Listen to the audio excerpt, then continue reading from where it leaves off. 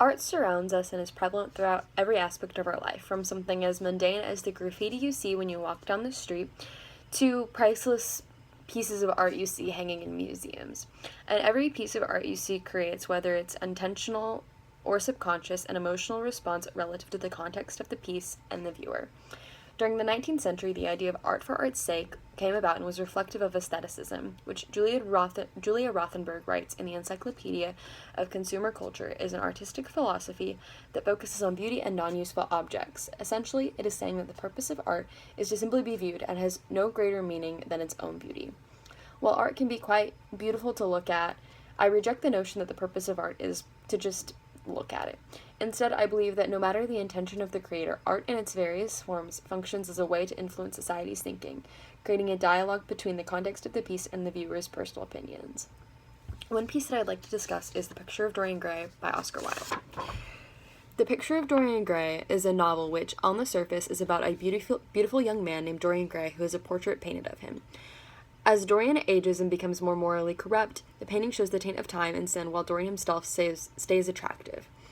In their master's thesis, Milo Asea argues that because Oscar Wilde himself said that the novel was simply a story to read with no deeper meaning, along with the influence of aesthetics and the lack of a conventional conclusion to the conflict, then there is no deeper meaning to the novel, and Wilde accomplished his goal of art for art's sake. Yet at the time of its publication, people largely rejected the novel because they found it immoral and scandalous. Roger Luckhurst, a professor at the University of London, writes about how it shows the time period's negative views on decadent behavior, and also that, while Wilde only intended the novel to be something that is simply read, the vast majority of people assigned a deeper meaning to the work. Many people see this novel as a warning of the negative effects of narcissism and moral corruption. In Chapter 8, Dorian looks at his portrait after breaking up with Sybil and realizes that the smile changed into something cruel. After coming to the realization that, quote, for every sin that he committed, a stain would fleck the portrait's fairness, end quote, Dorian states that the picture would be his, quote, visible emblem of conscience, end quote. After Sybil's suicide, Dorian gives up on being a moral person and resorts to hiding the portrait. The detail that the portrait shows Dorian's sins is significant because it shows that Dorian is simply concerned with the beauty of the portrait, not the purity of his own soul. This, along with the fact that he hides the tainted portrait, shows his preoccupation with appearing beautiful, and through his beauty creates a mask that he can hide his immorality and sinfulness behind. In addition to that, this passage reflects a larger idea that is seen throughout the novel, which is nihilism. Nihilism is defined by Joshua Foe Dienstag in the Encyclopedia of Political Theory as depriving humans of the capacity of making moral choices. This passage shows nihilism because of the fact that Dorian is able to hide the evidence of his sins. Because he's able to hide the evidence of his sins, which is present on the portrait, he has no obligation or no motivation to make moral choices. Then, in Chapter 11, when Dorian is looking at his reflection in a mirror and his changed portrait, quote, the very sharpness of the contrast used to quicken his sense of pleasure, and he grew more and more interested in the corruption of his soul, end quote. The imagery of the double of Dorian Gray in the reflection and the portrait hides the sinfulness of Dorian's life and how he is unbothered by his moral degradation, instead admiring his own physical beauty over being a good person. He takes pride in the fact that he can lead a life of sin, yet remain beautiful. In a scholarly journal, Andrew Wineus argues that the narcissism functions to almost separate Dorian's physical body and his emotional consciousness. Because his consciousness resides in the portrait, Dorian feels able to do whatever he wants because his physical body will remain beautiful, appeasing his narcissism. This further reflects the ideas of nihilism and connects even more to the corrupting nature of narcissism. People became so preoccupied with the implications of the moral corruption due to physical beauty and narcissism in the novel, in part due to the growing wealthy class during the Victorian era. Because the novel focuses on Dorian, a member of this class, he has the wealth and the beauty to do whatever he wants with no societal consequences. Because of that, that's what he did. He just did whatever he wanted. People saw it and still see it as a warning against Dorian's lifestyle and way of thinking. Another piece that I'd like to discuss is Tony Tasset's Giant Eyeball. Tony Tasset's Giant Eyeball is a sculpture. It's a three-story tall sculpture, which is a hyper-realistic eyeball located in Dallas, Texas. Tasset modeled the eyeball after his own, and it is painted wide open and is startlingly blue. The eyeball itself shows influences from both surrealism and postmodernism. Josh R. Rose, who has an MA in art history and has done research in surrealism, says that some characteristics of surrealist art include wanting to disrupt societal norms and explore unconscious thought. While Giant Eyeball is not about exploring the unconsciousness, it does go against the norm of public art in its subject.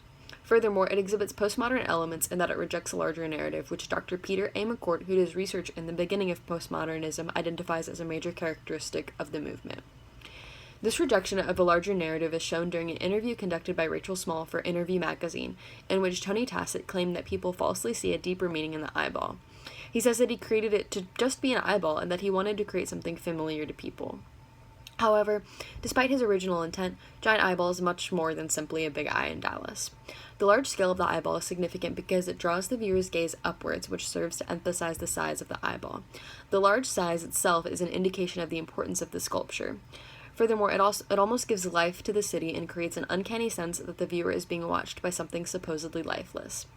In addition to the large size, the fact that the sculpture is a perfect sphere is slightly unsettling because the eye is constantly open and you are seeing the entire eye, when we are usually accustomed to only seeing the part of the eye that is visible on a human's face. This again gives the viewer a sense that they are being watched by the city at large instead of the viewer watching the city. Both of these features serves to give a sense of being watched. The location of the city and the context of today's digital world are both incredibly significant to the piece. The viewer can see this giant eyeball as a reminder that they are constantly being watched through cameras throughout the city and through their own electronic devices constantly. Furthermore, it forces the viewer to question whether they ever have true privacy, if that's even an attainable goal in today's world. Both of the pieces that I chose to discuss have creators whose intentions were to create something to be viewed and appreciated for exactly what it is. Oscar Wilde intended that his novel to be read and enjoyed as a fictional story, and Tony Tassett intended for the giant eyeball to be a sculpture for people to look at and appreciate as just an eyeball. Yet, despite their intentions, both of these works have a deeper meaning. In her book, The Methodologies of Art, Laurie Schneider Adams makes a similar argument that art is a reflection of its culture and maker. Picture of Dorian Gray and Giant Eyeball are both reflective of this notion. Picture of Dorian Gray exhibits the wealthy class of London, which is growing during the Victorian era, and then it also shows homoerotic undertones, which illustrates Oscar Wilde's own homosexuality. Giant Eyeball is seen as a reminder of the negative implications of the highly technological world that we live in now, and the eyeball itself is modeled after Tony Tassett's own eyeball. In conclusion, art gives physical form to ideas, emotion, and philosophy.